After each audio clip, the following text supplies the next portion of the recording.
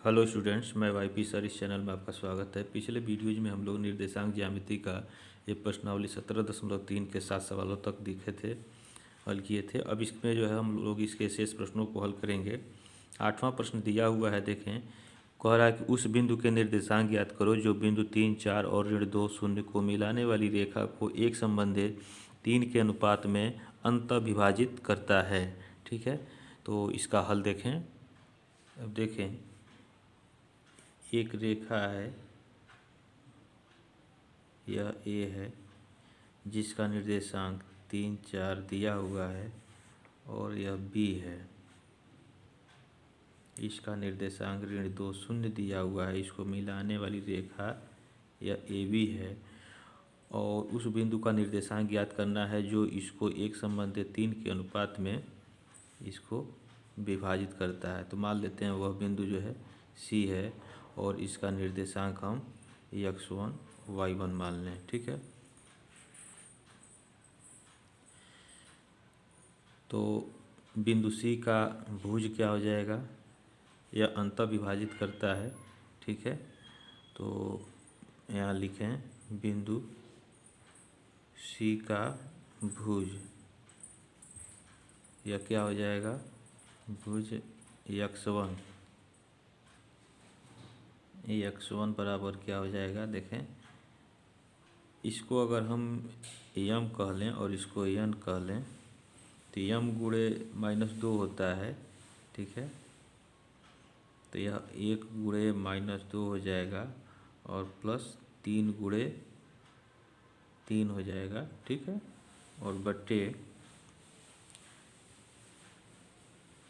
1 धन 3 हो जाएगा। इसको हल कर लें, -2 धन 9 और बट्टे 4 हो जाएगा। यह हो जाएगा 11 बट्टे 9 में से 2 गया 7 हो जाएगा ना, यह 7 हो जाएगा, और बट्टे 4 हो जाएगा। ठीक है, इसी तरह से बिंदु सी का कोट निकाल लें हम y1, यह क्या हो जाएगा, 1 गुणे कोट में गुणा करेंगे 0 हो जाएगा, और प्लस 3 गुणे 4 कर देंगे, और यम प्लस यन यानी 1 धन 3, तो यह 0 हो जाएगा, 4 3 यह 12 हो जाएगा, 3 1 4 हो जाएगा, और यह हो गया 3। तो इसलिए बिंदु सी का निर्देशांक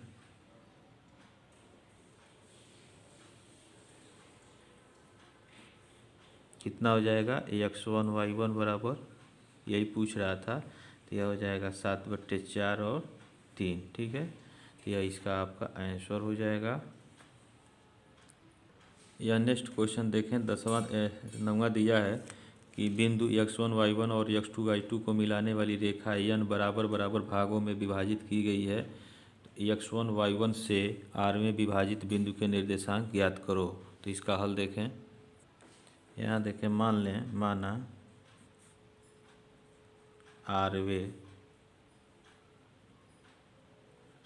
विभाजित बिंदु के निर्देशांक,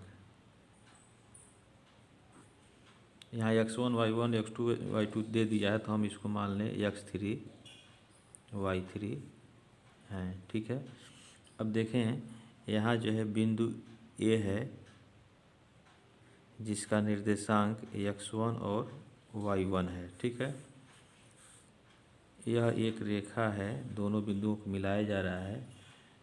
ठीक है, तो यह बी है, और इसका निर्देशांक जो है x2 y2 है।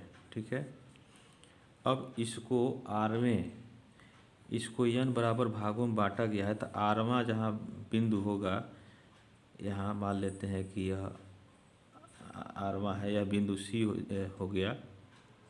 ठीक है, तो यहाँ से यहाँ तक ले करके जो है यह आपका आर है, और यहाँ से यहाँ तक जो है आपका यह n-r हो जाएगा। ठीक है, तो m की जगह r हो गया, n की जगह n-r हो जाएगा, और इसका निर्देशांक हमने मान लिया है x3 y3। ठीक है, तो अब देखें फार्मूला क्या होता है। ये इस बिंदु सी का, जैसे ये रेखा ए बी को बिंदु सी पर अंतः विभाजित करता है, तो उस स्थिति में सी का निर्देशांक हम लिख लें। क्या होता है, तो यहाँ बिंदु, यहाँ लिखें, यदि बिंदु सी ए बी को अंतः विभाजित करता है, तो बिंदु सी का भुज यह x3 बराबर कितना हो जाएगा, r गुणे x2, ठीक है। को भुज में गुणा करेंगे या प्लस n माइनस आर और गुणे x1 बट्टे r plus n minus r, ठीक है। तो यह कितना हो जाएगा आपका, यह हो जाएगा r(x2) plus n minus r into x1 बट्टे यह n हो जाएगा, ठीक है।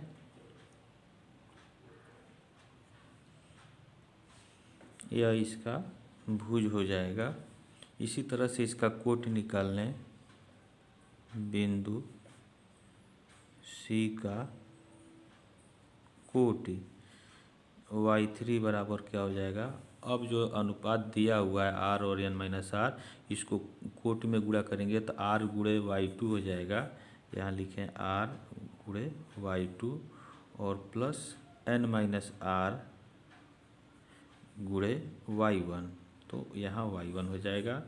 और बट्टे दोनों को जोड़ दें r plus n minus r, तो यह हो जाएगा आपका r(y2) plus n minus are y1 अब बट्टे n, ठीक है। यह हो गया आपका y3, ठीक है। अब इसलिए क्या हो जाएगा, बिंदु सी का निर्देशांक यह क्या हो जाएगा, x3 और y3 बराबर, x3 का मान यहाँ रख दें। देखें x1 और x1 x2 1 को पहले लिख सकते हैं, उसमें कोई अंतर नहीं है, ये भी लिख सकते हैं।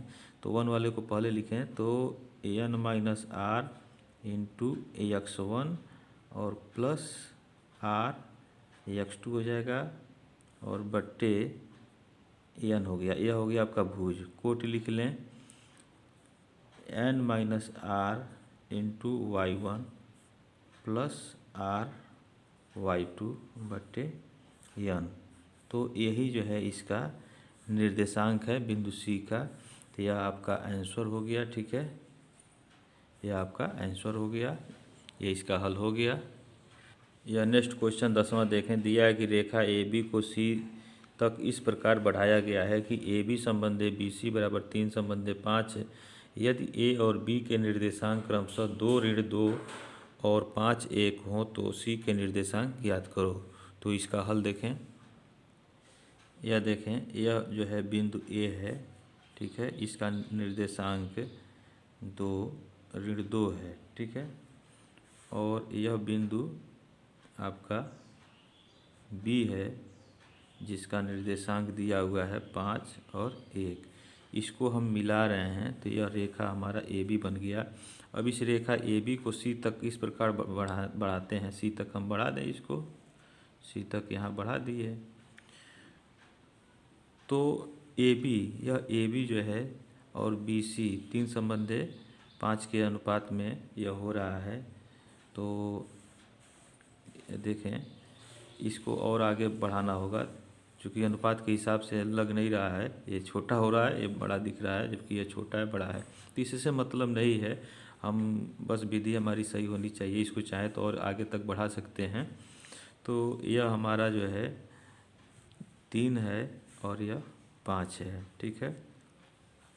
अब इस बिंदु सी का निर्देशांक पूछ रहा है तो इसका निर्देशांक हम मान लें, ठीक है, x और y मान लें। इसको हम x1 और y1 कह लें, ठीक है। और इसको हम xy माने, ठीक है। और इसको x1 x2 और y2 इसको कर लें। अब देखें, यहाँ रेखा AB है, यह बिंदु B जो है AC का अंतः बिंदु हम मान लेंगे कि अंतः विभाजित करता है 3 संबंध 5 के अनुपात में। तो बिंदु B का निर्देशांक हम निकालेंगे, ठीक है। देखें कैसे निकालते हैं। यहाँ लिखें बिंदु